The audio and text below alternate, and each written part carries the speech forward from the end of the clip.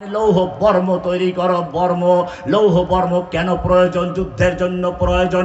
অকাদ্দির ফিসারদে, আর লোহার বর্মগুলো আটকাবার জন্য ভালো করে যেন বুতাম তৈরি করা যায়। ও মুসলমান, দাউদের জন্য লোহা নরম করেছি, এবারে তোমার জন্য কি করেছি ভালো করে শুনো।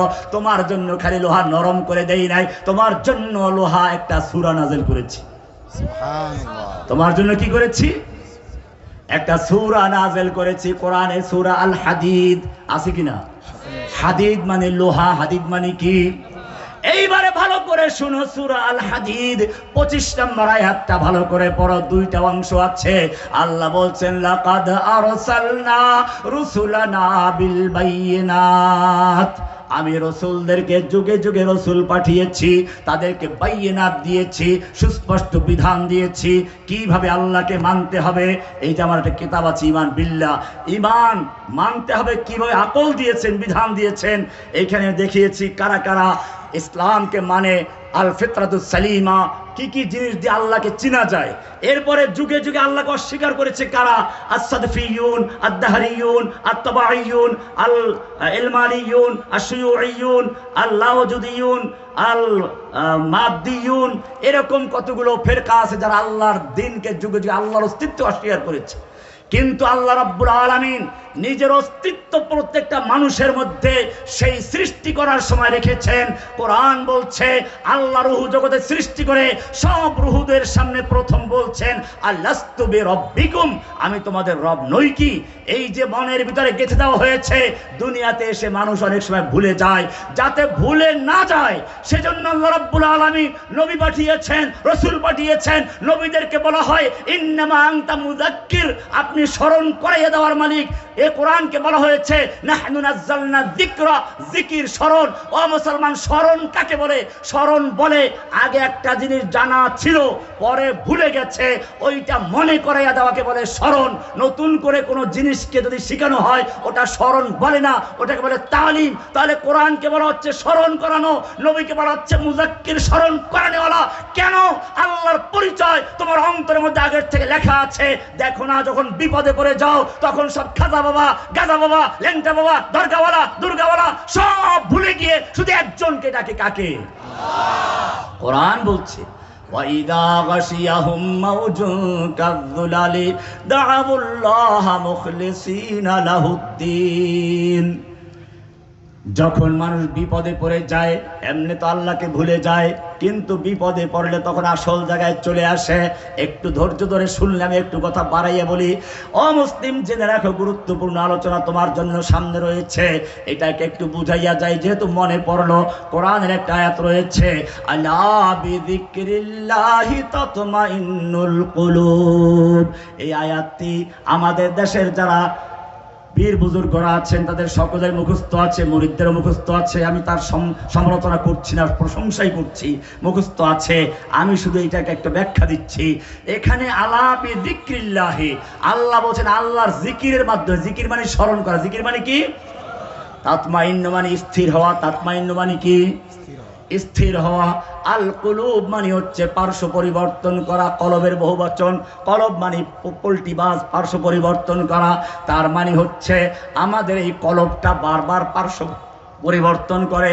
ছোটবেলায় যখন দুনিয়াতে শিশু অবস্থায় এলাম তখন আমার কলবের সম্পর্ক মায়ের সঙ্গে, মা ছাড়া কলব কিছুই বুঝে না। মায়ের থেকে বিচ্ছিন্ন করলে কান্নাকাটি শুরু হয়ে যায়। একটু বড় হয়ে গেল, এবারে খেলার সাথীদের সঙ্গে কলবের সম্পর্ক হয়ে গেছে, মাকে পল্টি নিয়েছে। এবারে খেলার সঙ্গীদের থেকে আলাদা হয়ে স্কুল কলেজে চলে গেছে। এখন স্কুল কলেজের ছাত্র ভাইরা তার সবচেয়ে আপন, ছাত্রদের সঙ্গে সবসময় সময় কাটে, ওদের কাছে না গেলে মন ভালো লাগে না। কলবের সম্পর্ক এবারে ছাত্র ভাইদের সঙ্গে। এবারে লেখাপড়া শেষ হয়ে গেছে, বিয়ে করেছে, কলব এবারে পল্টি মেরেছে, স্কুল কলেজকে লাথি মেরেছে, বউয়ের সাথে তার কলবের সংযোগ হয়ে গেছে। কিছুদিন পরে বাচ্চা হলো, স্ত্রীকেও পল্টি মেরেছে, বাচ্চার সঙ্গে কলবের সম্পর্ক হয়ে গেছে, বাচ্চা বড় হয়ে গেছে, এবারে নাতি হয়ে গেছে, এবারে দাদু হয়ে গেছো, বুড়া হয়ে বিছনায় পড়ে গেছো। তোমার কাজ হচ্ছে নাতি পালা, নাতিও বড় হয়ে গেছে, এখন আর তোমার সঙ্গে কেউ সঙ্গ দেওয়ার সময় নেই, বুড়ার কাছে কেউ থাকতে চায় না। এইবারে বুড়াকে কেমনে সেই কি যেন কয় বৃদ্ধাশ্রমে পাঠানো হবে কি করে, এই চিন্তায় থাকে।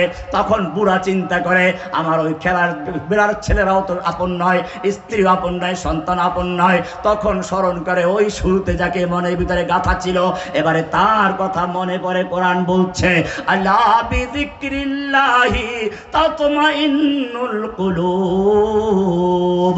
এখন আল্লাহর স্মরণ আসছে, তাতমাইন্ন স্থির হয়ে গেছে। আল কুলুব মানে পার্শ্ব পরিবর্তন করা, পল্টিবাজ কলব। বারবার পল্টি নিয়ে এখন যখন বৃদ্ধ অবস্থায় পড়ে গেছো, দুনিয়ার কোন জায়গায় তোমার স্থান নেই, এখন তুমি বিছনায় বসে বসে একজন কি বলো আপন কে? আলা বিযিকরিল্লাহি তাতমাইন্নুল কুলুব। এটাই হচ্ছে নফসে মুতমাইন্না, আল্লাহর উপর স্থির, আর কোনো কারো দিকে যায় না। খাজা বাবা নাই, গাজা বাবা নাই, এটাই হচ্ছে তোমার সম্পর্ক রবের সাথে। আল্লাহ হচ্ছেন রব, 3 অক্ষরের নাম, তুমি হচ্ছে আব্দ। এটাই তুমি আল্লাহর সঙ্গে অঙ্গীকার করেছো দুনিয়াতে আসার আগে। দুনিয়াতে আসার পরেও তোমাকে বারবার রবের কথা মনে করানো হচ্ছে। ঈমানের পরে সবচেয়ে বড় ইবাদত হচ্ছে সালাত। সালাতে দাঁড়িয়ে তুমি বলছো আলহামদুলিল্লাহি রাব্বিল আলামিন। এবারে রুকুতে গিয়ে বলছো সুবহান রাব্বিল আযীম। রুকুর থেকে সোজা দাঁড়িয়ে বলছো রব্বানা ওয়ালাকাল হামদ। আবার সিজদায় গিয়ে সুবহান রাব্বিল আলা। দাঁড়ানো অবস্থায় রব, রুকুতে গিয়ে রব, রুকুর থেকে সোজা হয়ে রব, সিজদায় গিয়ে রব। আবার যখন তুমি দুনিয়ার থেকে কবরে চলে যাবে, আখিরাতের প্রথম ঘাটিতে চলে যাবে, তখন তোমাকে 3টা প্রশ্ন করা হবে। প্রথম প্রশ্ন মান রব্বুকা, বলো তোমার রব কে ছিল? কোনো ঘোষক ছিল না, কোনো জননেতা কি জনক ছিল না, কোনো নেতা নেত্রী ছিল। তখন তোমাকে বলতে হবে মান রব্বুকা, কে তোমার রব বলো। এই কারণে যত যুগে যুগে নবীরা এসেছেন প্রথমে দাওয়াত দিয়েছেন রবের। তুমি মুসা আলাইহিস সালামকে দেখো, ফেরাউনকে গিয়ে দাওয়াত দিয়েছেন রব্বুল আলামিনের প্রতি মানানো। ফেরাউন বলছে আমার রব্বুল আলামিন, ও তোমাদের রবটা আবার কে? আমি তো তোমার রব। এই মুসা তোকে আমি তো লালন পালন করেছি। রব মানে সে বুঝলো, এই কারণে আমি আমার এই বইতে লিখে দিয়েছি রব মানে হলো ইনা। রবের মধ্যে 3টা জিনিস আছে, আল খলকু আল মুলকু আল আমর। খলক, মুলক, আমর, সৃষ্টি করা, মালিকানা, আদেশ জারি করা।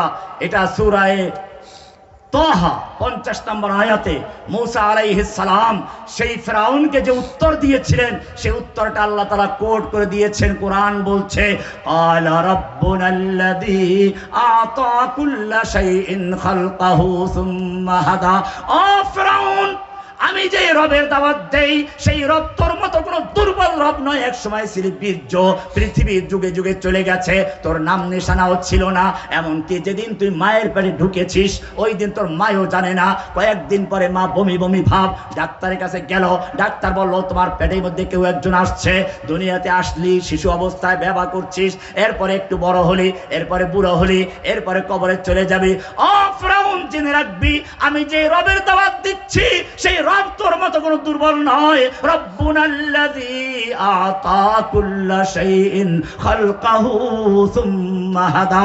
আমি যেই রবের দাওয়াত দেই সেই রব হচ্ছেন তিনি, যিনি সমস্ত মাখলুকাতকে সৃষ্টি করেছেন। সৃষ্টি করার পরে আবার জীবনের যখন যা প্রয়োজন, হাদা জরিয়ায় মাস কি তরফ রাহনুমাই করনা, যখন যা প্রয়োজন সবগুলো নিজের পক্ষ থেকে বুঝে শুনে বন্দোবস্ত করেন। তুমি কি চিন্তা করো না, যখন তুমি তোমার মায়ের পেটে ছিলে, মায়ের পেটে যখন তোমার বডি তৈরি হয়ে গেল, রুহ চলে আসলো, ক্ষুধা লেগে গেছে, খাবারের প্রয়োজন, মায়ের পেটের ভিতরে তোর জন্য খাবার দেওয়ার মতো দুনিয়ার কোনো খাদ্যমন্ত্রীর পক্ষে সম্ভব ছিল না। আল্লাহ রাব্বুল আলামিন যিনি তোমাকে মায়ের পেটে সৃষ্টি করেছেন, তিনি তোমার মায়ের মাসিক ঋতুস্রাব বন্ধ করে দিয়ে মায়ের নাভির সঙ্গে সংযোগ দিয়ে বিনা দরখাস্তে বিনা আবেদনে খাওয়ার বন্দোবস্ত করেছেন। ক্বালা রাব্বুনাল্লাযী আতা কুল্লা শাইইন খালকাহু সুম্মা হাদা। ও ফেরাউন, এবারে মায়ের পেটের থেকে বড় হয়ে গেছে বাচ্চা, দুনিয়াতে আসতে হবে। দুনিয়াতে আসলে কি খাবে? দুনিয়াতে আসার পরে যদি দুনিয়াতে এসে নরম খায়, গলায় কি ঠান্ডা সর্দি লাগতে পারে, ঠান্ডা হলে সর্দি লাগতে পারে, গরম হলে পরে মুখ পুড়ে যেতে পারে, শক্ত হলে গলায় আটকে যেতে পারে। আল্লাহ রাব্বুল আলামিন আবার নিজের রবের পরিচয় দিলেন। মায়ের বুকের ভিতরে এমন একটা শাল দুধ তৈরি করে দিলেন, যেই দুধটা একদিকে গরম না, আর একদিকে খুব ঠান্ডাও না, হালকা গরম, আবার একেবারে নরম না, একেবারে শক্ত না। একদিকে খাবারের কাজ করে, আর একদিকে পানির কাজ করে, আর একদিকে দুনিয়াতে আসার পরে যত রোগ জীবাণুর আক্রমণ হবে সমস্ত রোগ জীবাণুর টিকা হিসেবে আল্লাহ রাব্বুল আলামিন মায়ের বুকে শাল দুধ তৈরি করে দিয়েছেন। জোরে বলুন সুবহানাল্লাহ। ক্বালা রাব্বুনাল্লাযী আ'তা কুল্লা শাইইন খালকাহু সুম্মা হাদা। শুধু এ পর্যন্তই নয়, এবারে দুধ পান করতে করতে বাচ্চা 1.5-2 বছর হয়ে গেছে। এখন শুধু দুধ পান করলে চলবে না, এখন তাকে মুরগির বাচ্চা, কবুতরের বাচ্চা খেতে হবে। আল্লাহ রাব্বুল আলামিন আবার তার রবের পরিচয় দিলেন। ওই বাচ্চার মুখের ভিতরে এক একটা করে মুক্তার মতো দাঁত দিয়ে ভরে দিলেন। এবারে বাচ্চা মুরগির বাচ্চা খাচ্ছে, কবুতরের বাচ্চা খাচ্ছে, খিচুড়ি খাচ্ছে, খেতে খেতে আরো বড় হয়ে গেছে। এখন তাকে খাসির মাথা চাবাতে হবে, গরুর হাড্ডি চাবাতে হবে। আল্লাহ রাব্বুল আলামিন আবার নিজের রবের পরিচয় দিলেন। ওই ছোটবেলার ছোট দাঁতগুলো ভেঙে দিয়ে বড় বড় দাঁত দিয়ে মুখটা ভরে দিয়েছেন। ক্বালা রাব্বুনাল্লাযী আ'তা কুল্লা শাইইন খালকাহু সুম্মা হাদা। ও ফেরাউন, আরো দেখতে চাও? তুমি বলবা ডিমের ভিতরে যে বাচ্চা হয় সেই বাচ্চার খাবার কোত্থেকে আসবে? ও ফেরাউন, তুমি কি চিন্তা করেছ ডিমের ভিতরে 2টা অংশ থাকে, একটা সাদা লালা আর একটা হলুদ কুসুম। হলুদ কুসুম দিয়ে বাচ্চা তৈরি হয়, সাদা লালাটা তার জন্য আগে খাবারের বন্দোবস্ত করা হয়েছে। এবারে মুরগির বাচ্চা, কবুতরের বাচ্চা ডিমের ভিতরে ওই খাবার খাচ্ছে, খেতে খেতে তার গুদাম শেষ হয়ে গেছে। এখন কি করবে? আল্লাহ রাব্বুল আলামিন তাকে জানিয়ে দেন, তোমার চতুর্পাশে যেই প্রাচীর রয়েছে, এইটা কাশিমপুর হাই সিকিউরিটি জেলের প্রাচীর নয়, এটা চীনের প্রাচীর নয়, এটা খুব হালকা। তোমার ঠোঁট দিয়ে চতুর্দিকে ঠোকরাও, ঠোকরাতে ঠোকরাতে চতুর্দিক ভেঙে ফেললো। এবারে বলে মাথা দিয়ে মারো ধাক্কা। ধাক্কা মারতে মারতে ডিমের খোসা ভেঙে বেরিয়ে আসলো। ও ফেরাউন, এবার তুমি যাও, একটা হাঁসের বাচ্চা নাও আর একটা মুরগির বাচ্চা নাও, পানির কাছে চলে যাও। হাঁসের বাচ্চা পানি দেখলে আনন্দে মেতে উঠবে, সাঁতার কাটতে শুরু করবে, তার কোনো ভয় নেই। পক্ষান্তরে মুরগির বাচ্চা পানির ভিতরে নামাও, দেখবে মরতে রাজি, পানিতে নামতে রাজি না। ঠিক কিনা? কে শিক্ষা দিল হাঁসের বাচ্চাকে পানি তোর জন্য উপযুক্ত, আর কে শিক্ষা দিল মুরগির বাচ্চাকে পানি তোর জন্য উপযুক্ত নয়? যিনি শিক্ষা দিয়েছেন তিনি হচ্ছেন কি? আলা রাব্বুনাল্লাযী আ'তা কুল্লা শাইইন খালকাহু সুম্মা হাদা। এবারে বলবেন রব তো চিনলাম, এবারে রবের কাজ কি? রবের হচ্ছে মালিকানা। এই পৃথিবীর সবকিছুর মালিকানা কার? সৃষ্টি করলেন যিনি, মালিক হবেন। আর মালিক হবেন যিনি, আইন দিবেন কি? আরেকজনে নাকি? রব চেনা হয়ে গেল। 3টা জিনিসের নাম, এই 3টা বিস্তারিত আমার কিতাবুল ঈমানে আছে, দেখে নেবেন, এটা বইটা পাওয়া যাবে, বিস্তারিত আছে এখানে। 3টা জিনিস হচ্ছে খালক, মুলক, রব। 3টা জিনিসের নাম, মালিকানা, আমর, আদেশ। এবারে প্রশ্ন হচ্ছে আমর পালন করলে কি হয়? আল্লাহর আদেশ পালন করার নামই হচ্ছে ইবাদত। ইবাদত কি? আল্লাহর আদেশ পালন করা। এই আদেশ পালন করা আবার কয়েক রকম আছে। আমি এই বইটার মধ্যে সব এগুলো নিয়ে এসেছি, ধারাবাহিকভাবে দেখবেন এখানে লেখা আছে। ইবাদত কওলি, ইবাদতে ফি'লি, ইবাদতে বাদানি। কওলি ইবাদত, ফি'লি ইবাদত, বাদানি ইবাদত, দৈহিক, মৌখিক, সবগুলো ইবাদত কার জন্য? এটাই হচ্ছে ইয়াকা না'বুদু, আবদিয়াত।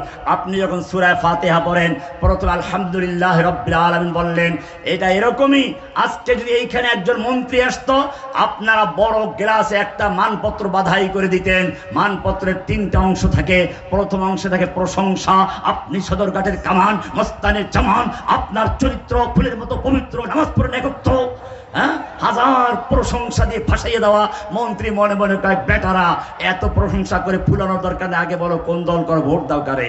ভোট না দিলে নেতার কোনো কিছু আছে দেওয়ার? ওদের সবচেয়ে বড় ভোট চাওয়া। ভোট কাকে দাও এইটা মনে মনে ভাবে। এইবারে 2য় প্যারায় লেখা থাকে, এই এলাকার মাটি আপনার ঘাঁটি, আপনাকে বিপুল ভোটে বিজয় করে আপনাকে সংসদে পাঠিয়েছি, আপনি এখন মন্ত্রী হয়েছেন। এখন মন্ত্রী বুঝলো, বুঝলাম, এবারে আমার লোক, হাম তুমহারে হো গিয়া, এবার তোমরা আমার, আমি তোমাদের সম্পর্ক হয়ে গেছে। এবারে বলো দাবি দেওয়া কি? দাবি দেওয়া শুরু হয়ে গেছে। রাস্তা লাগবে, মসজিদ লাগবে, মাদ্রাসা লাগবে, স্কুল লাগবে, খেলার মাঠ লাগবে, লাগবে। দাবি দেওয়া শুরু হয়ে গেছে। ও মুসলমান, সারা জীবন সূরা ফাতিহা পড়ো।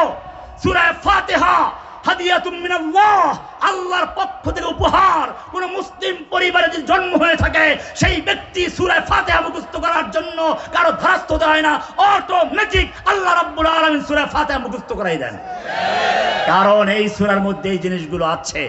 কোরআন এটা এমন কোন কিতাব নয়, যুগে যুগে আল্লাহর দ্বীনকে ধ্বংস করেছে তিন শ্রেণীর লোকেরা যোগ সাজস করে। একদল শাসক, আর এক দল হচ্ছে শাসকদের পাঁচটা গোলাম যাজক, এক শ্রেণীর যাজক। আর এক দল হচ্ছে ব্যবসায়ী ধনী শ্রেণীর লোকেরা। আমি বিস্তারিত আলোচনা এখন করবো না, আজকে জুমায় করেছি, নেটে আছে দেখে নেবেন বিস্তারিত আলোচনা ওখানে কিভাবে তারা যোগ সাজস করেছে। বাংলাদেশেও সেটা হয়েছিল। শাসকরা মনে করে এই দেশটা আমার বাপের দেশ, আমরা সৃষ্টি হয়েছি, এখানে কারো কোনো কিছু চলবে না।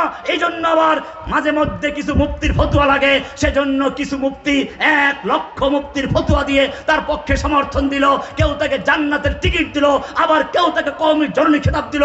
এই হচ্ছে দরবারি আলেমরা। আর 3 নম্বরে যখন এই দুই দল বিপদে পড়ে তখন দৌড়ে আসে ব্যবসায়ীরা। আপনারা দেখেছেন চীন মৈত্রী সম্মেলন হয়েছিল, ওখানে ব্যবসায়ীরা গিয়ে তখন তাকে বলেছিল বারবার দরকার আপনার সরকার। এইরকম 3টা দল একাত্র হয়ে যুগে যুগে নিজেদেরকে বলেছে অভিজাত শ্রেণী, এলিট শ্রেণী, আর বাকি আপনারা সব হলাম সাধারণ জনগণ। সাধারণ, আপনারা সাধারণ, ওনারা এলিট। কোরআন এই সমস্ত এলিট, কোরআন অভিজাত্য ধ্বংস করে দিয়ে, লাঠি মেরে চুরমার করে দিয়ে কোরআন বলছে ইন্না খালাকনাকুম মিন যাকারিন ওয়া উনসা ওয়া জাআলনাকুম শুউবান ওয়া কাবাইলা লিতাআরাফু।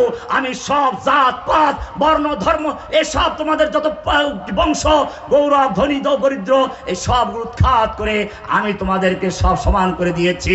আমার কাছে একটা অভিজাত্য আছে, তা হচ্ছে ইন্না আকরামাকুম ইনদাল্লাহি আতকাকুম। তোমাদের মধ্যে সবচেয়ে বড় মুত্তাকি যে সে আল্লাহর কাছে বড়, পরহেজগার যে সে আল্লাহর কাছে বেশি সম্মানিত, সে অভিজাত্য অধিকার রাখে।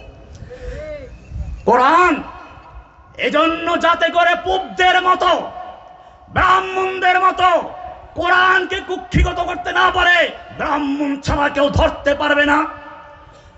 ইহুদিরা তাদের সুন্দুকে ঢুকিয়ে রাখতো লৌহকে। আল্লাহ রাব্বুল আলামিন কোরআন দিলেন, কাগজে দেন নাই যাতে করে কাগজ নষ্ট হয়ে যায়, পাথরে দেন নাই ধুলাবালু পড়ে যাবে, কাঠের টুকরা লিখে দেন নাই নষ্ট হয়ে যাবে। আল্লাহ রাব্বুল আলামিন কোরআনকে হেফাজত করার দায়িত্ব নিয়েছেন। ইন্না নাহনু নাযালনা যিকরা ওয়া ইন্না লাহু লাহাফিজুন। আমি কোরআন নাযিল করেছি, কিয়ামত পর্যন্ত কোরআনকে আমি হেফাজত করব।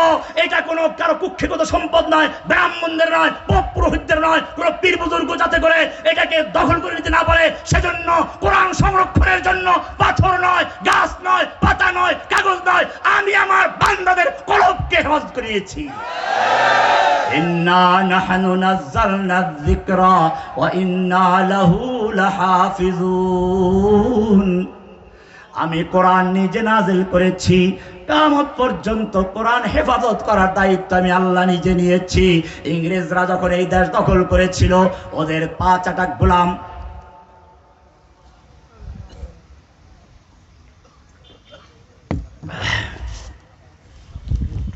দরবারি মৌলবীদেরকে জিজ্ঞেস করলো, এখন যেমন 1 লক্ষ মুফতির ফতুয়া নিয়ে কিতাব লিখেছে, ওই সময় একজন মুফতি ছিল গোলাম মাহমুদ কাদিয়ানী, সেও কিতাব লিখেছিল। 1 লক্ষ মুফতি না, সে তো আরো বেশি লিখেছিল। সে বলছে আমি ইংরেজদের পক্ষে যত কিতাব লিখেছি সেই কিতাবগুলো বহন করতে গেলে 50টা উটের প্রয়োজন। কত বড় দালালি করেছে এই লোকটা, দালালি করলো। এরকম আরো অনেক দালাল ছিল, ইংরেজদেরকে পরামর্শ দিল তোমরা এই দেশ দখল করেছো, কিন্তু যদি স্থায়ী ক্ষমতা দখল করতে চাও, যদি স্থির থাকতে চাও, তাহলে ভারতবর্ষের থেকে মুসলিমদের ধ্বংস করতে হবে। আর মুসলিমদের ধ্বংস করতে হলে তাদের আলেমদেরকে ধ্বংস করতে হবে। আলেমদেরকে ধ্বংস করার আগে কোরআন পুড়িয়ে ফেলতে হবে, মাদ্রাসা বন্ধ করতে হবে, মসজিদ বন্ধ করতে হবে। আপনারা জানেন তখন ভারতে প্রায় 80,000 মাদ্রাসা বন্ধ করে দেওয়া, পুড়িয়ে দেওয়া হয়।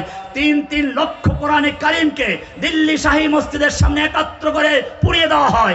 আলেম ওলামাদেরকে জীবন্ত অবস্থায় ঘোড়ার ভিতর উটের শুকুরের চামড়ার ভিতরে ঢুকিয়ে উঠে ঘোড়ার পায়ের সঙ্গে বেঁধে দৌড়ানো হয়। ওলামায়ে কেরামদেরকে দিল্লির প্রত্যেকটা রাস্তার গাছে গাছের সঙ্গে ফাঁসি দিয়ে ঝুলিয়ে রাখা হয়, যাতে করে সবাই দেখে ভয় পেয়ে যায়। এইভাবে আলেম ওলামা নির্যাতন করা হলো, মাদ্রাসা বন্ধ করে দেওয়া হলো, মসজিদগুলোকে ঘোড়া রাস্তা বানানো হলো। এরপরেও ইংরেজ বিরোধী আন্দোলন বন্ধ হওয়া দূরের কথা, ভারতবর্ষ জুড়ে পুরো গোটা ভারতে ইংরেজ বিরোধী আন্দোলন দাবানলের মতো জ্বলে উঠলো। তখন ইংরেজ সরকার আবার সেই দালালদেরকে ডেকে বলল, তোমাদের পরামর্শ অনুযায়ী মাদ্রাসা বন্ধ করেছি, মসজিদ বন্ধ করেছি, আলেমদেরকে হত্যা করেছি, মসজিদ কোরআনগুলো পুড়িয়ে দিয়েছি, বলো কেন এখন ইংরেজ বিরোধী আন্দোলন দাবানলের মতো জ্বলে উঠছে? কোত্থেকে আসছে এগুলো? কেন কোরআন ধ্বংস করা যাচ্ছে না? তখন এই নেমক হারামেরা নেমক হালাল করার জন্য ইংরেজদের সামনে কতগুলো মাদ্রাসার ছেলেদেরকে ধরে নিয়ে হাজির করে বলল, তোমরা যেই কোরআন পুড়িয়েছ ওটা কাগজের কোরআন পুড়িয়েছ, যেই মাদ্রাসা বন্ধ করেছ ইটের আর কাঠের মাদ্রাসা বন্ধ করেছ, কিন্তু জেনে রাখবে এই যে বাচ্চাগুলো দেখতে পাচ্ছ, প্রত্যেকটা বাচ্চার কলমের ভিতরে কোরআন সংরক্ষিত আছে, কিয়ামত পর্যন্ত কোরআনকে ধ্বংস করতে পারবে না। ইন্না নাহনু নাযালনা যিকরা ওয়া ইন্না লাহু লাহাফিজুন। হেফাজত করার মালিক কে? তোমাকে সূরা ফাতিহাটা সবাইকে আল্লাহ মুখস্থ করিয়ে দিয়েছেন। তুমি যদি মুসলিম ঘরে জন্ম হয়ে থাকো, তুমি পারলে বলো সূরা ফাতিহাটা কবে মুখস্থ করেছো? বলতে পারবে না। কারণ হচ্ছে এই সূরাটা আল্লাহ নিজ দায়িত্বে সবাইকে মুখস্থ করাইয়া দেন। জোরে বলেন সুবহানাল্লাহ। এই সূরার মধ্যে তিনটা অংশ আছে। প্রথম তিনটা আয়াত হচ্ছে আল্লাহর প্রশংসা, আলহামদুলিল্লাহি রাব্বিল আলামিন আর রহমানির রহিম মালিকি ইয়াউমিদ্দিন। এবারে তুমি আল্লাহর প্রশংসা করতে থাকলে আল্লাহ তোমাকে জানতে চান, ওই নেতাও যেমন জানতে চায় ভোট দাও কাকে। আল্লাহ রাব্বুল আলামিন তোমার কাছে জানতে চান তুমি আমার সাথে সম্পর্ক কি, বলো এত প্রশংসা করেছো, আমার সঙ্গে তোমার সম্পর্ক কি, তোমার সাথে আমার পরিচয়টাকে পরিচয় দেওয়া গে। এইবারে বান্দা বলছে ইয়াকা নাবুদু ওয়া ইয়াকা নাস্তাঈন। ও রব্বুল আলামিন, আমার পরিচয় হচ্ছে ইয়াকা নাবুদু, আমি কেবলমাত্র শুধুমাত্র তোমারই গোলামি করি। আমি হচ্ছি তোমার আব্দ, তুমি আমার রব, আমি তোমার আব্দ। আমার কাজ হচ্ছে তোমার গোলাম, আর তুমি হচ্ছে আমার মালিক। গোলাম আর মালিকের সম্পর্ক। আমরা কার গোলাম? না খাজা বাবার গোলাম, গাজা বাবার গোলাম, ল্যাংটা বাবার গোলাম, আটটসি বাবার গোলাম, মাইজভান্ডারি বাবার গোলাম? কোরআন পরিষ্কার বলে দিয়েছে, যদি মুসলিম হও ইয়াকা নাবুদু, ইয়াকা আগে নাবুদু পরে, কেবলমাত্র শুধুমাত্র তোমারই গোলামি করি, অন্য কারো গোলাম নই। ইয়াকা নাবুদু। এবারে বলছে তাহলে আর কি চাও? ওয়া ইয়াকা নাস্তাঈন, তোমার কাছে সাহায্য চাই, অন্য কারো গোলাম তো তোমার। আমি কোনো মাজারের কাছে প্রার্থনা করি না। ও মুসলমান, যারা আল্লাহর জন্য সেজদা করা ইবাদত, আল্লাহর কাছে প্রার্থনা করা ইবাদত, আল্লাহর নামে মান্যত করা যদি ইবাদত হয়, আল্লাহর নামে পশু জবাই করা, কোরবানি করা যদি ইবাদত হয়, সেই মানুষটা যখন গিয়ে আল্লাহকে বাদ দিয়ে কোনো মাজারে সেজদা করে, তখন কার ইবাদত করছে? কোন পীরের পায়ে সেজদা করলে কার ইবাদত করলো? আল্লাহর কাছে মান্যত করলে আল্লাহর ইবাদত হয়, মাজারের নামে মান্যত করলে কার ইবাদত হয়?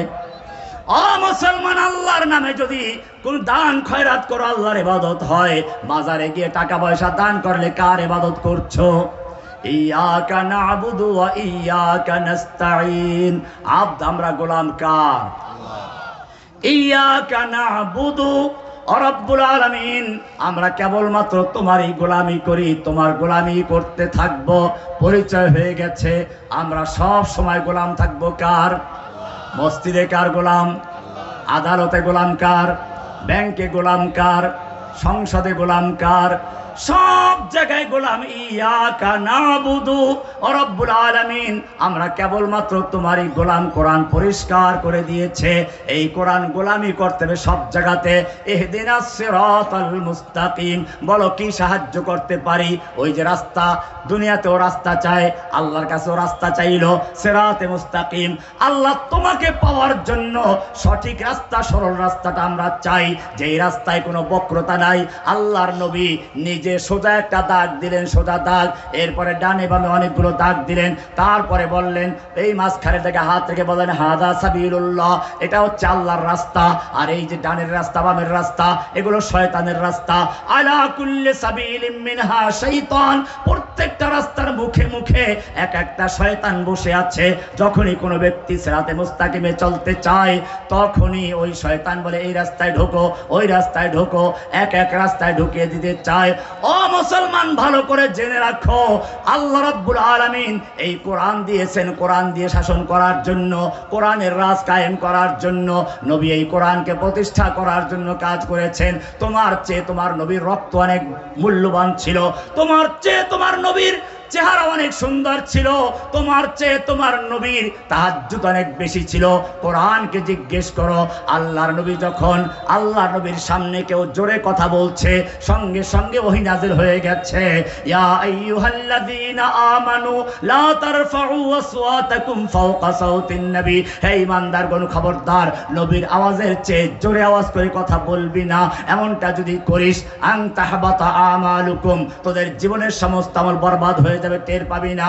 নবীর এত মূল্য, নবীর চেয়ে জোরে কথা বললে আল্লাহ ওহী নাযিল করে দেন। আরো সামনে চলো, আল্লাহর নবী কোরআন মুখস্থ করছেন, ঠোঁট নাড়াচাড়া করছেন, কষ্ট করছেন, সঙ্গে সঙ্গে আল্লাহ রাব্বুল আলামিন জিবরাইলকে বললেন যাও কোরআনকে নবীকে গিয়ে বলো লা তুহাররিক বিহি লিসানাকা লিতাজালা বি ইন্না আলাইনা জামাহু ওয়া কুরআনা, হে নবী কোরআনকে দ্রুত মুখস্থ করার জন্য ঠোঁট নাড়াচাড়া করবেন না, আপনার কষ্ট করার প্রয়োজন নেই। ইন্না আলাইনা জামাহু ওয়া কুরআনা, গোটা কোরআনকে নূর বানিয়ে আপনার সিনায় জমা করে দেওয়ার দায়িত্ব আমি আল্লাহ নিজে গ্রহণ করেছি।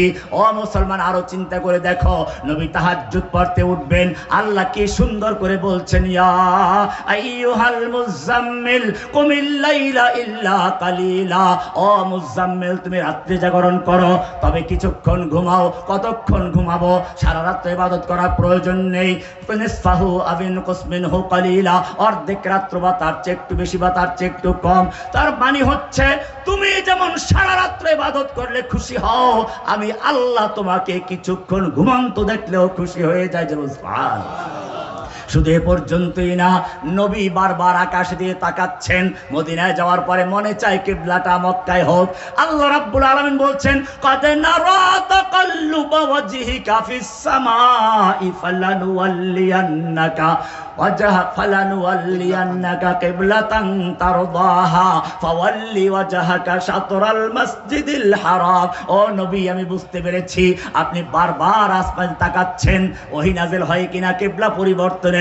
জান, আপনাকে আমি সন্তুষ্ট করলাম। ওয়ালা সাউফা ইউতিকা রাব্বুকা ফাতারদা, আপনি কষ্ট পেয়েছেন, আপনার স্ত্রী মারা গেছে, আপনার চাচাও মারা গেছে, এখন আর কথা বলার মতো কেউ নেই, মক্কা অসহায় হয়ে পড়েছেন।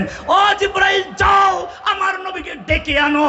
আল্লাহর নবী এখন তার খাদিজার মতো স্ত্রী মারা গেছে, আবু তালেবের মতো চাচাটাও মারা গেছে একই বছরে, এখন গল্প করার কেউ নেই, কথা বলার কেউ নেই, যাও ডেকে নিয়ে আসো।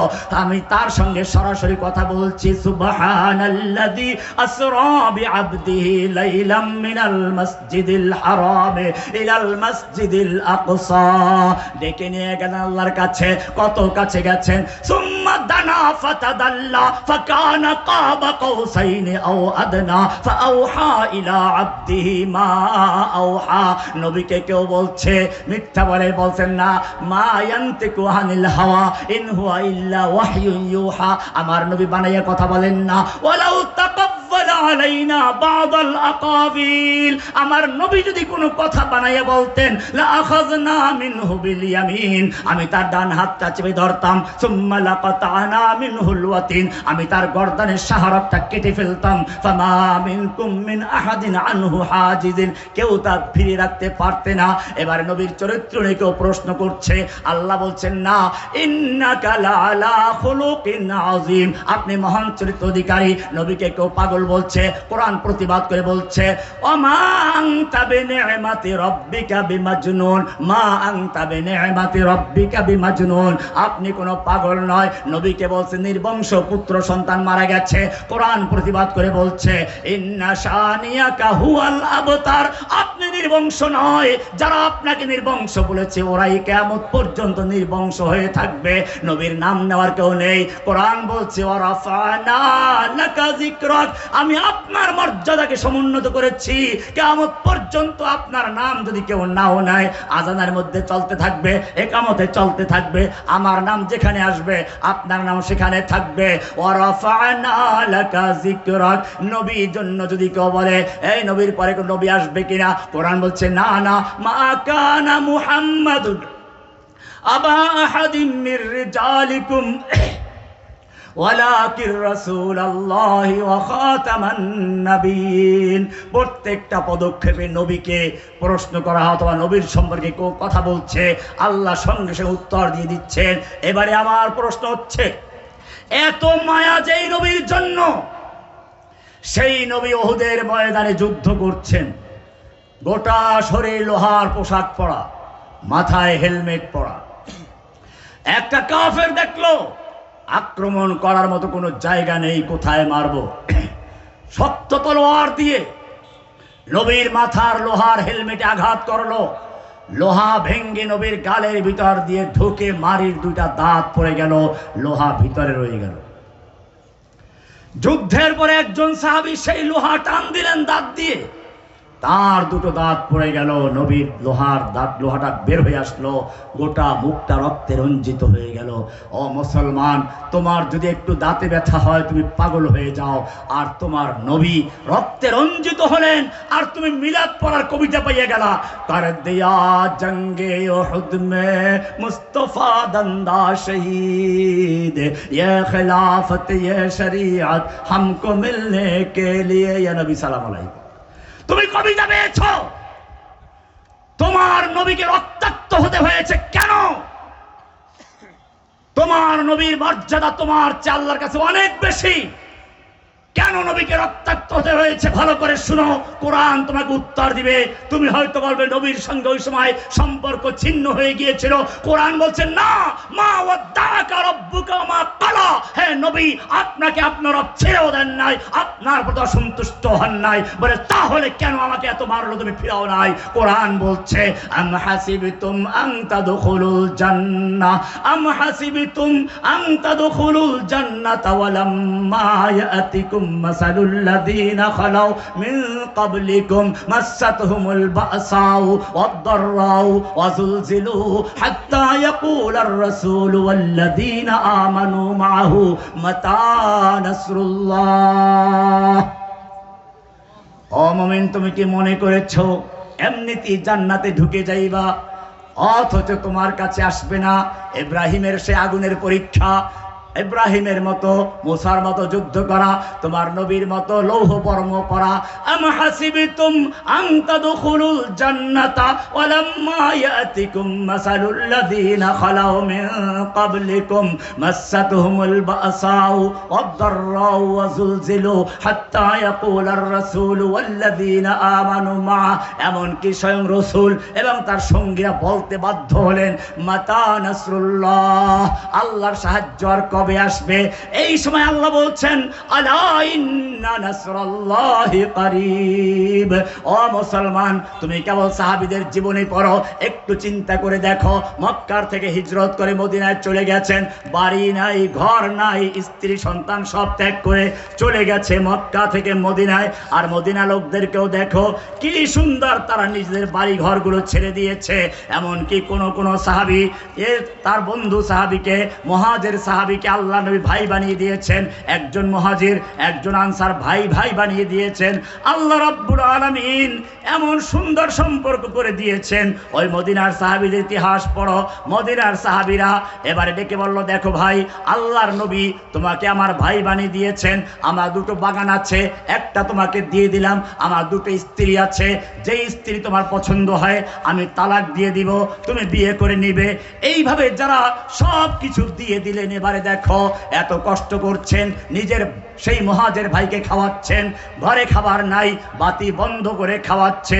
কোরআন বলছে ওয়ায়ুসিরুনা আলা আনফুসিহিম ওয়ালাউ কানা বিহিম খাসাসা, ঘরে খাবার নেই, নিজে ক্ষুধার্ত থেকে তার মেহমানকে খাওয়াচ্ছে।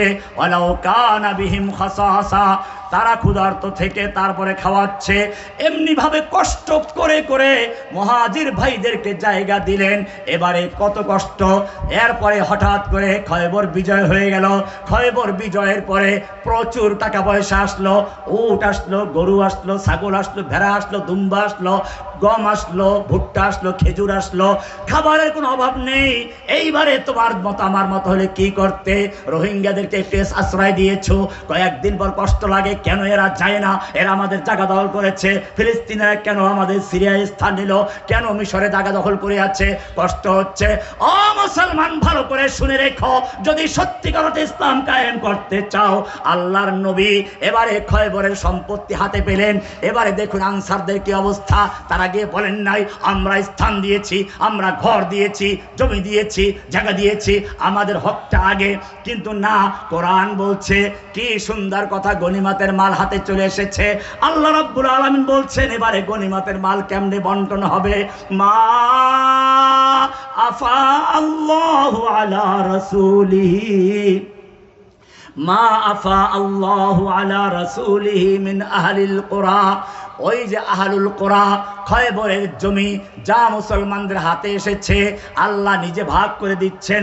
ফালিল্লাহি, এক নাম্বার হচ্ছে আল্লাহর। আল্লাহর অংশ বলতে কি বুঝায় বিস্তারিত আপনারা কিতাব থেকে দেখে নেবেন। 2 নম্বরে ঠিক আছে আল্লাহটা বুঝলাম, হয়তো তারপরেরটা আমাদের মহা আনসারদের জন্য না, তারপর আসলে ওয়ালির রাসূল, রাসূলের জন্য। এরপরে চিন্তা করলো হয়তো এরপরেরটা আমাদের না ওয়ালিজিল কুরবা, তারপরেরটা আমাদের না ওয়ালিয়াতামা ওয়াল মাসাকিন ওয়াবনিস সাবিল। এইভাবে বন্টন করতে করতে হয়তো তারপরের নাম্বারে আমার আনসাররা আছে। আল্লাহ বলছেন না, এখনো তোমাদের নাম্বার আসে নাই। এবারে বলছেন লিল ফুকারাইল মুহাজিরিন আল্লাযীনা উখরিজু মিন দিয়ারিহিম ওয়া আমওয়ালিহিম ইয়াবতাগুনা ফাদলাম মিনাল্লাহি ওয়া রিদওয়ানাহু ওয়া ইয়ানসুরুনাল্লাহা ওয়া রাসূলা উলাইকা হুমুস সাদিকুন। মুহাজিরদের জন্য যাদেরকে তাদের বাড়ি ঘর থেকে বের করে দেওয়া হয়েছে, সম্পদ থেকে বের করা হয়েছে, আল্লাহর সন্তুষ্টির জন্য যারা চলে এসেছে, এবারে তাদের অংশ বলে আমরা কষ্ট করলাম, আমরা জায়গা দিলাম আনসাররা মুহাজিরদেরকে, আমরা তাদেরকে সব সহজ করলাম, আমাদের নাম্বার নাই, আমাদের দেওয়ার কোনো খবর নাই। আল্লাহ এইবারে তাদের চরিত্রটা কি সুন্দর করে তুলে ধরেছেন, মনের ভিতরে কষ্ট আসে না। কোরআন বলছে ওয়াল্লাযীনা তাবাওয়াউদ দার ওয়াল ঈমানা মিন ক্বাবলিহিম ইউহিব্বুনা মান হাজারা ইলাইহিম ওয়া লা ইয়াজিদুনা ফি সুদুরিহিম হাজাতাম মিম্মা উতু ওয়া ইউসিরুনা আলা আনফুসিহিম ওয়ালাউ কানা বিহিম খাসাসা ওয়াল্লাযীনা তাবাওয়াউদ দার ওয়াল ঈমানা, যারা নিজেদের ঘর বাড়ি সবকিছু ঈমানের জন্য, ইসলামের জন্য ওয়াকফ করে দিয়েছে। আর কি করেছে? ইউহিব্বুনা মান হাজারা ইলাইহিম, তাদের কাছে যারা হিজরত করে এসেছে তাদেরকে তারা ভালোবাসে, মন দিয়ে ভালোবাসে, মন দিয়ে ভালোবাসে, বিরক্ত হয় নাই মেহমান কবে যাবে এমনটা না। দুনিয়ার মেজাজটাই হচ্ছে আজকে আছে কালকে নেই। এজন্য কোন একজন কবি বলেছেন বিষ্ণু হাফিজ বুতু গুয়ম কে গুলতাজা নমি মানদ, अगर मानद शबे मानद शबे दीगर नबी मानद।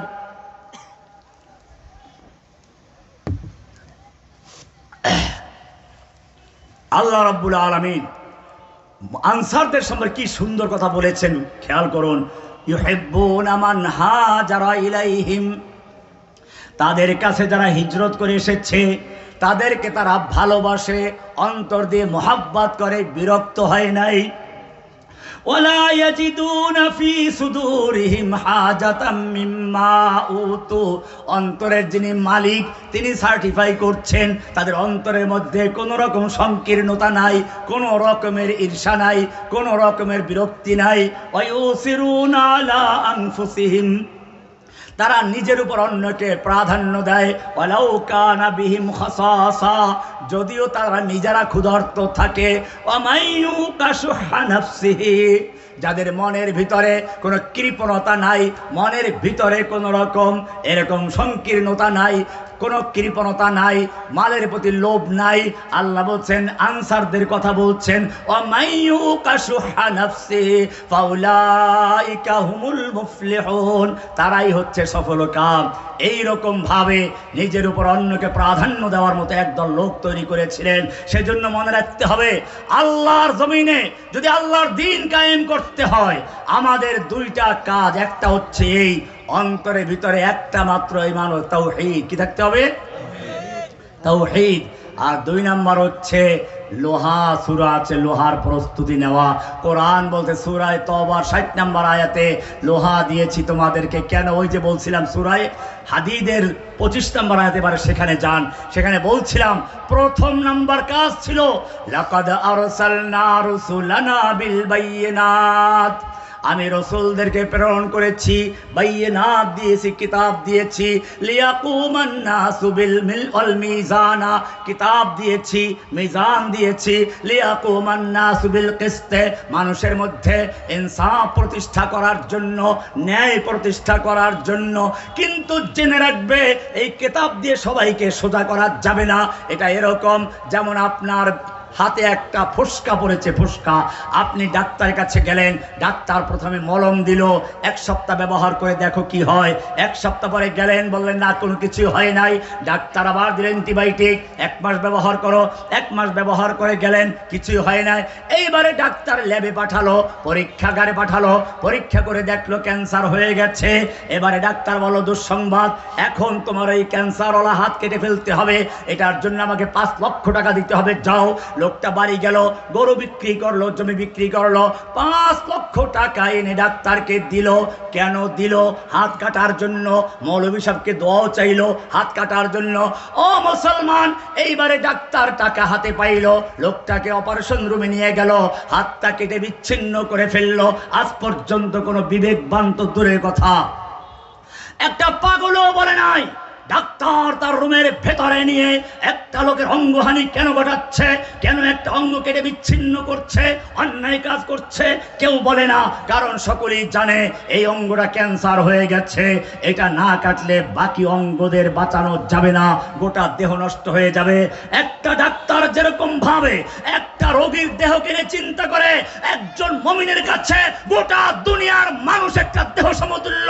এইখানে যদি কোনো ক্যান্সার হয়, ইসলাম বলে ওই ক্যান্সার কোরআন দিয়ে, মলম দিয়ে, অ্যান্টিবায়োটিকে যদি কাজ না হয়, তাহলে তোমাদের জন্য এবারে অপারেশন করার জন্য লোহা নাযিল করেছি। ওয়ানজালনাল হাদিদা ফীহি বাসুন শাদীদ, আমি লোহা নাযিল করেছি যার মধ্যে আছে প্রচন্ড ক্ষমতা। কিসের প্রচন্ড ক্ষমতা? ওই সময় তীর তরবারি ছিল না, আল্লাহর নবী ওই সময়ের জন্য নয়। এই লোহা দিয়ে তৈরি হবে ট্যাঙ্কের মতো অস্ত্র তৈরি হবে, এই লোহা দিয়ে জেট বিমান তৈরি হবে আকাশে যুদ্ধ করার জন্য, এই লোহা দিয়ে সাবমেরিন তৈরি হবে পানির ভিতরে যুদ্ধ করার জন্য। ফীহি বাসুন শাদীদুন ওয়া মানাফিউ লিন-নাস ওয়ালিয়ালাম আল্লাহু মান ইয়ানসুরুহু ওয়া রাসূলুহু বিল গায়ব। আল্লাহ তাআলা দেখতে চান এই লোহা দিয়ে কে আল্লাহ এবং তার রাসূলকে সাহায্য করে। কোরআন পরিষ্কার করে দিয়েছে, অপারেশন লাগবে, ঈমান লাগবে, তাওহীদের ঈমান, অপারেশন লাগবে, লোহার অপারেশন। এজন্য কোরআন বলেছে ওয়ানজালনাল হাদিদা ফীহি বাসুন শাদীদ। কোরআন বলছে প্রশিক্ষণ নিতে হবে, তবে জেনে রাখবে, পরিষ্কার বলি, উল্টা পাল্টা করার জন্য নয়। এই খুচরা খুচরা কোনো দল করে এখানে পটকাবাজি করবা, ওখানে পটকাবাজি করবে, আর আমাদের বদনাম হবে। খবরদার, আমরা পরিষ্কার করে দিচ্ছি, এই লোহা ব্যবহার হবে একটা সুপরিকল্পিত হবে দেশের জন্য, ইসলামের জন্য। আমি সেজন্য বলবো, শুধু আমাদের নয়, বাংলাদেশের সেনাবাহিনী, বাংলাদেশের পুলিশ বাহিনীকেও এই লোহার আবিষ্কার করতে হবে, অস্ত্র তৈরি শিখতে হবে। ইসরায়েল অস্ত্র তৈরি করেছে, তোমরা জেনে রাখো, পাকিস্তান যেদিন পারমাণবিক বোমা তৈরি করেছে সেদিন ইন্ডিয়ার মাথা নত হয়ে গেছে। পাওয়ার লাগবে, পাওয়ার। কোরআন বলছে ওয়াইদু লাহুম মাস্তাতাতুম মিন কুওয়া, পাওয়ার অর্জন করো, কুওয়াত অর্জন করো, শক্তি অর্জন করো। শক্তি যদি থাকে রাস্তা দিয়ে হাঁটলেও মানুষ ফাঁকা হয়ে যায়। শক্তি নাই, তুমি 70 বছর ধরে ফিলিস্তিনে চিল্লাচ্ছ, আর যুগ যুগ ধরে কাশ্মীরে চিল্লাচ্ছ, আর যুগ যুগ ধরে তুমি আরাকানে চিল্লাচ্ছ। তোমার শক্তি নেই, তোমার কথা কেউ শুনে না। যদি আজকে বাংলাদেশের কাছে অস্ত্র থাকতো, যদি আজকে আরব মুসলিমদের কাছে অস্ত্র থাকতো, বোমা পারমাণবিক বোমা থাকতো, দুনিয়ার মুসলিম, তাদের দুনিয়ার কাফের মুশরিকরা তাদের ভয়ে থরথর করে কাঁপতো। অথচ কোরআন বলেছে ওয়াইদু লাহুম মাসতাতাতুম মিন কুওয়া ওয়া মির রিবাতিল খাইল, অশ্বারোহী প্রস্তুত করো, তুরহিবুনা বিহি আদুওয়াল্লাহি ওয়া আদুওয়াকুম, যার মাধ্যমে তোমরা তোমাদের দুশমনকে ভয় দেখাবে, আল্লাহর দুশমনকে ভিতর সন্ত্রস্ত করে রাখবে। এই লোহার প্রস্তুত লাগবে কেন? কোরআন বলছে তোমাদেরকে লাগবে। কেন লাগবে? চতুর্দিকে মুসলিম নির্যাতিত হচ্ছে, ফিলিস্তিনে, কাশ্মীরে, আরাকানে, সব জায়গায় মুসলিম নির্যাতনের খবর আসছে। অথচ তোমরা তো তাদের সন্তান। রাজা দাহিরের কারাগারে 2টা মাত্র বোনকে নির্যাতন করা হচ্ছিল। হাজ্জাজ ইবনে ইউসুফ তার 16 বছরের যুবক মুহাম্মদ বিন কাসিমকে পাঠিয়ে দিল।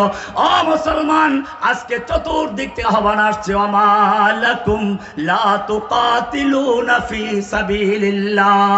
ও যুবকেরা, তোমাদের কি হলো? তোমরা লড়াই করছো না, যুদ্ধ করছো না। আল মুস্তাদাফিনা মিনার রিজাল, অথচ অসহায় নারী, পুরুষ, শিশুরা ফরিয়াদ করে বলছে রব্বানা আখরিজনা মিন হাযিহিল কারিয়াতিজ যালিমি আহলুহা। ও আমাদের রব, তুমি আমাদেরকে জালিম অধ্যুষিত জনপদ থেকে রক্ষা করো, জালিমদের হাত থেকে বাঁচাও, আখরিজনা উদ্ধার করো, আমাদেরকে বের করে নাও মিন হাযিহিল কারিয়াতি যালিমি আহলুহা, জালিম অধ্যুষিত জনপদ থেকে। ওয়াজআলনা মিন লাদুনকা ওয়ালিয়া, আমাদেরকে তুমি উদ্ধার করার জন্য তোমার পক্ষ থেকে নেতা পাঠাও। ওয়াজআলনা মিন লাদুনকা নাসীরা, সাহায্যকারী পাঠাও। ও যুবকেরা, এই আহ্বান চতুর্দিকে আসছে। আল্লাহর আহ্বানে সাড়া দিয়ে, প্রয়োজনে বুকের তাজা রক্ত দিয়ে ময়দানে ঝাঁপিয়ে পড়ার জন্য কে তৈরি আছো?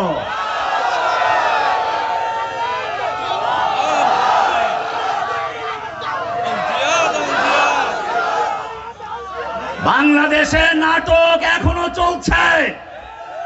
ওলামায়ে কেরামদের বিরুদ্ধে এখনো সেই হাসিনার স্বৈরাচারী নাটক তৈরি করার লোকেরা তৈরি করে বসে আছে এখনো। আবার যদি কোন আলেমের উপর আক্রমণ আসে, কোন আলেমকে যদি গ্রেফতারের পায়ে তারা করা হয়, আমার যুবকেরা প্রয়োজনে বাংলাদেশে রক্তের বন্যা বয়ে দিবে, বুকে তাজা তুলে দিবে, তৈরি আছে ইনশাআল্লাহ। तकबीर।